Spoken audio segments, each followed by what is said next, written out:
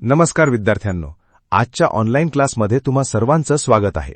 आज आपण भारताची औद्योगिक परिसंस्था, उद्योग, भूगोल आणि भविष्यातील औद्योगिक कॉरिडॉर याबद्दल अगदी सविस्तर माहिती पाहणार आहोत. परीक्षांच्या दृष्टीने हा अत्यंत महत्त्वाचा विषय आहे, त्यामुळे प्रत्येक स्लाइड व्यवस्थित समजून घ्या. सर्वात आधी आपण उद्योग म्हणजे नक्की काय, तर सोप्या शब्दांत कच्च्या मालाचे पक्क्या मालात रूपांतर करण्याची जी प्रक्रिया असते त्याला आपण उद्योग म्हणतो. कोणत्याही देशाची अर्थव्यवस्था ही या औद्योगिक विकासावरच अवलंबून असते. उदाहरणाने समजून घेऊया. आपण शेतात कापूस पिकवतो. हा कापूस म्हणजे कच्चा माल झाला. जेव्हा आपण त्यावर प्रक्रिया करून कापड किंवा कपडे बनवतो तेव्हा तो पक्का माल बनतो. उद्योगांचे मुख्य दोन भागांत वर्गीकरण केले जाते. एक शेतीमालावर आधारित उद्योग. हे ते उद्योग आहेत ज्यांना कच्चा माल थेट शेतीतून मिळतो. सुती वस्त्र कापसापासून, साखर ऊसापासून, कागद लाकूड किंवा गवतापासून, रेशीम ताग आणि लोकर. 2 खनिजावर किंवा इतर कच्च्या मालावर आधारित उद्योग. या उद्योगांना लागणारा कच्चा माल खाणींमधून किंवा खनिजांपासून मिळतो. लोहपोलाद उद्योग, आयर्न अँड स्टील, सिमेंट उद्योग, यानाधिष्ठित म्हणजे वाहन उद्योग, ऑटोमोबाईल इंडस्ट्रीज. इथे आपण सुती वस्त्र उद्योग, भारताचा सर्वात प्राचीन उद्योग याबद्दल माहिती घेणार आहोत. भारतात कापूस, रेशीम, ताग, लोकर आणि कृत्रिम धागे जसे की रेयॉन आणि नायलॉन या सर्वांपासून वस्त्र निर्मिती केली जाते आणि याला जगात खूप मोठी मागणी आहे. ऐतिहासिक नोंद. भारतामध्ये 1854 साली पहिली आधुनिक सुती कापड गिरणी मुंबई येथे कावसजी दावर यांनी सुरू केली होती. ही गोष्ट परीक्षेच्या दृष्टीने नेहमी लक्षात ठेवा. भौगोलिक केंद्रे किंवा मँचेस्टरची उपमा. इंग्लंडमधील मँचेस्टर हे शहर कापड उद्योगासाठी प्रसिद्ध होते, म्हणून प्रमुख कापड निर्मिती केंद्रांना मँचेस्टरची उपमा दिली जाते. जगाचे मँचेस्टर ढाका, बांगलादेश. भारताचे मँचेस्टर मुंबई व अहमदाबाद. महाराष्ट्राचे मँचेस्टर इचलकरंजी, कोल्हापूर जिल्हा. दक्षिणेकडील मँचेस्टर कोईम्बतूर, तमिळनाडू. उत्तरेकडील मँचेस्टर कानपूर, उत्तर प्रदेश आणि पूर्वेकडील बोस्टन, अहमदाबाद. साखर उद्योग देशातील दुसरा सर्वात मोठा उद्योग. शेतीवर आधारित उद्योगांमध्ये सुती वस्त्र उद्योगानंतर साखर उद्योगाचा दुसरा क्रमांक लागतो. जागतिक स्थान. साखर उत्पादन आणि वापर म्हणजे उपभोक्ता या दोन्हीमध्ये भारत जगात प्रथम स्थानावर आहे. जगात ब्राझील, भारत, चीन, थायलंड, पाकिस्तान, मेक्सिको आणि वेस्ट इंडिज हे प्रमुख उत्पादक देश आहेत. भारतातील इतिहास व कारखाने. भारतातील पहिला साखर कारखाना 1840 मध्ये बिहारमधील बेमिया येथे सुरू झाला.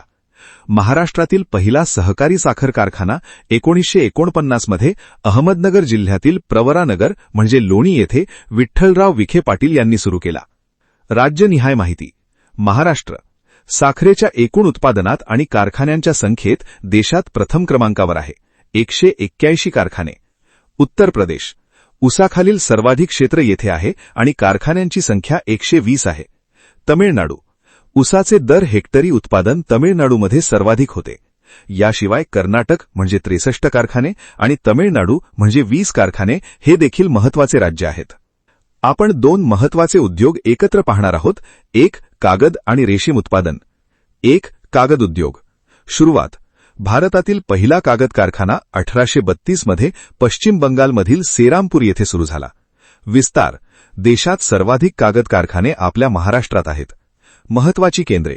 देशातील सर्वात मोठा कागद कारखाना चंद्रपूर जिल्ह्यातील बल्लारपूर येथे आहे, मात्र एकूण उत्पादनात आंध्र प्रदेश अग्रेसर आहे. इतर प्रमुख राज्य म्हणजे महाराष्ट्र, पश्चिम बंगाल, गुजरात, मध्य प्रदेश आणि ओडिशा. 2 रेशीम उद्योग. जागतिक क्रमवारी. रेशीम उत्पादनात चीन प्रथम क्रमांकावर आहे तर आपला भारत दुसऱ्या क्रमांकावर आहे. देशातील स्थाने. भारतात कर्नाटक प्रथम तर वेस्ट बेंगॉल दुसऱ्या स्थानावर आहे. दर हेक्टरी उत्पादनात आसाम अव्वल आहे. हवामान आणि केंद्रे. जम्मू काश्मीर आणि मणिपूरमधील हवामान रेशीम किडे पालनासाठी अत्यंत उत्तम मानले जाते.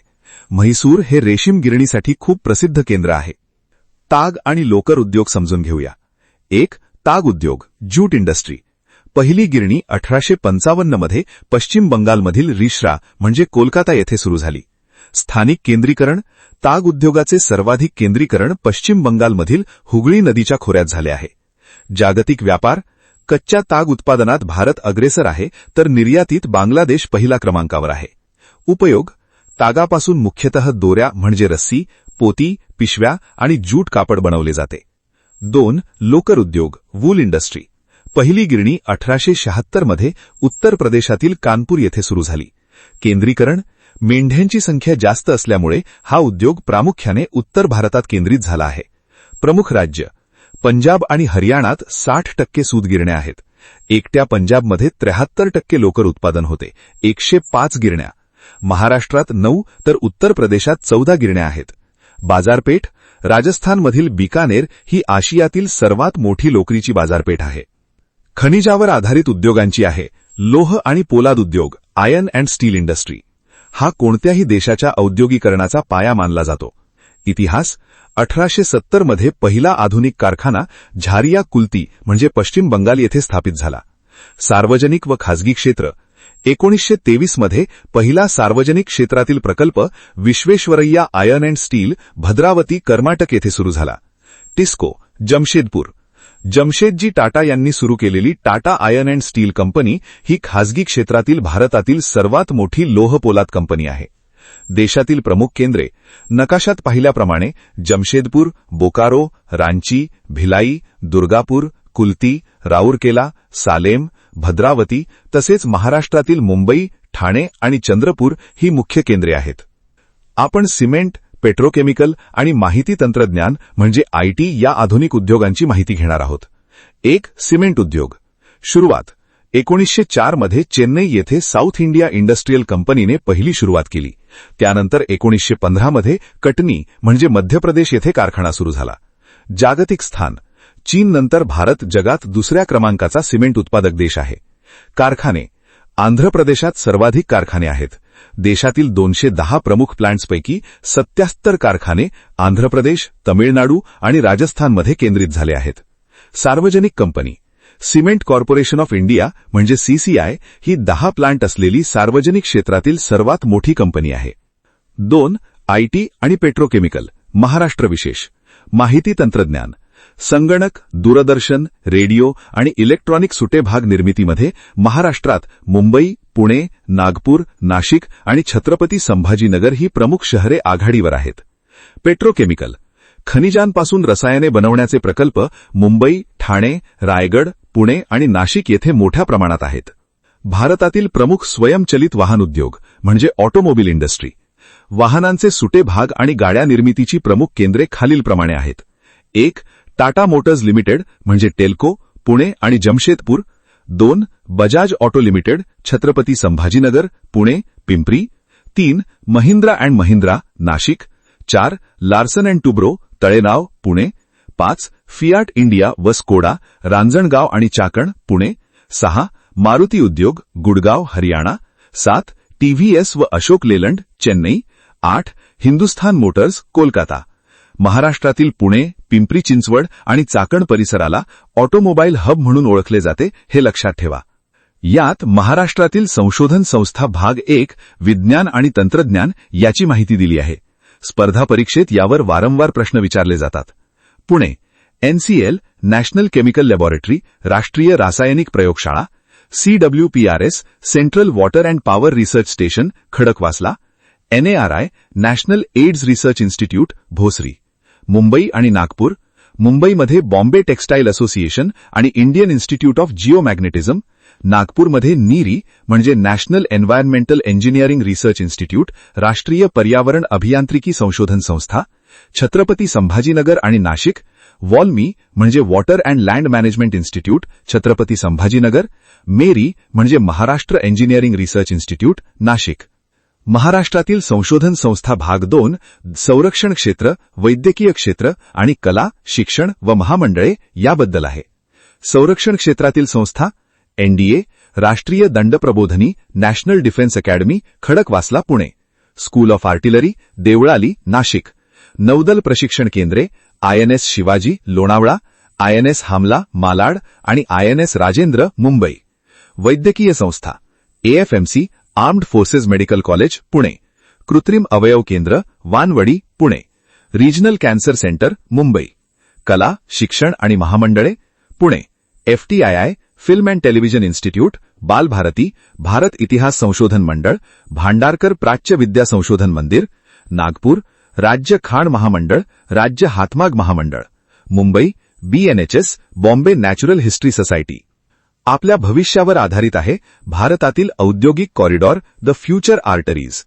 औद्योगिक कॉरिडॉर म्हणजे दोन मोठ्या शहरांना अत्याधुनिक रस्ते, रेल्वे आणि पायाभूत सुविधांनी जोडणे, जेणेकरून वेगाने माल वाहतूक आणि उद्योग विकास होईल. मुख्य उद्दिष्टे: शाश्वत आर्थिक विकास करणे, पायाभूत सुविधा भक्कम करणे, औद्योगिकरणाला चालना देणे आणि मोठ्या प्रमाणात रोजगार आणि परकीय गुंतवणूक आकर्षित करणे, FDI आकर्षित करणे. देशातील 11 मुख्य corridor: 1. Delhi Mumbai DMIC, 2. Chennai Bengaluru CBIC, 3. Bengaluru Mumbai BMEC, 4. Vizag Chennai VCIC, 5. Amritsar Kolkata AKIC, 6. Odisha OEC, 7. Delhi Nagpur DNIC, 8. Hyderabad Bengaluru IBIC, 9. Hyderabad Nagpur IBIC, 10. Hyderabad Warangal IBIC, 11. Coimbatore Kochi IBIC विस्तार. आपण देशातील सर्वात मोठ्या प्रकल्पाबद्दल जाणून घेणार आहोत, तो म्हणजे दिल्ली मुंबई औद्योगिक कॉरिडॉर. हा नवीन शहरे आणि अद्ययावत तंत्रज्ञानासाठीचा देशातील सर्वात महत्त्वाकांक्षी प्रकल्प आहे. या प्रकल्पाची प्रमुख आकडेवारी: एकूण लांबी 1380 किलोमीटर, दादरी उत्तर प्रदेश ते मुंबई JNPT बंदरपर्यंत. तंत्रज्ञान व आर्थिक सहाय्य: या प्रकल्पासाठी जपान या देशाचे सहकार्य आणि आर्थिक मदत लाभली आहे. कॉरिडॉरचा मार्ग: 6 राज्ये. हा मार्ग दिल्ली, उत्तर प्रदेश, हरियाणा, राजस्थान, मध्य प्रदेश, गुजरात, महाराष्ट्र असा जातो. महाराष्ट्रातील DMICचा टप्पा आणि ऑरिक सिटी यावर प्रकाश टाकते. DMIC अंतर्गत महाराष्ट्रात 2 प्रमुख औद्योगिक क्षेत्रांचा विकास केला जात आहे. 1. शेंद्रा बिडकीन औद्योगिक क्षेत्र, छत्रपती संभाजीनगर. 2. दिघी बंदर औद्योगिक क्षेत्र, Raigad. Auric city: Auric, Aurangabad industrial city. 1. विस्तार: हे तब्बल 10,000 एकर क्षेत्रावर पसरले आहे. 2. वैशिष्ट्य: हे भारतातील पहिले सुनियोजित हरित म्हणजे ग्रीन फील्ड आणि स्मार्ट औद्योगिक शहर म्हणून विकसित केले जात आहे. 3. उद्दिष्ट: जागतिक दर्जाच्या पायाभूत सुविधा निर्माण करून नवीन औद्योगिक युगाची सुरुवात करणे हे याचे प्रमुख ध्येय आहे. आता आपण भारताच्या औद्योगिक प्रवासाचा सारांश पाहू शकतो. 1. 1854 मध्ये मुंबईत सुरू झालेल्या पहिल्या सुती कापड गिरणीपासून आपल्या औद्योगिक प्रवासाची खरी सुरुवात झाली. तिथून पुढे जाऊन आपण प्रगत संशोधन व विकास, लोह पोलाद, तंत्रज्ञान आणि ऑटोमोबाईल क्षेत्रात प्रगती केली. आणि आज भारत DMIC आणि ऑरिक सारख्या अत्याधुनिक, हायटेक, स्मार्ट औद्योगिक शहरांपर्यंत पोहोचला आहे.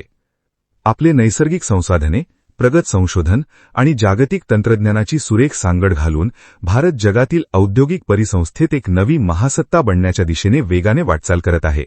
विद्यार्थ्यांनो, अशा प्रकारे आज आपण भारताच्या औद्योगिक परिसंस्थेचा संपूर्ण अभ्यास केला आहे. जर तुम्हाला हा क्लास आणि स्पष्टीकरण आवडलं असेल तर व्हिडिओला नक्की लाईक करा, तुमच्या अभ्यास करणाऱ्या मित्रांसोबत शेअर करा आणि आपल्या चॅनलला सबस्क्राईब करायला विसरू नका. तसेच तुम्हाला काही शंका असतील किंवा कोणता मुद्दा सर्वात चांगला समजला असेल तर खाली कमेंट करून नक्की सांगा.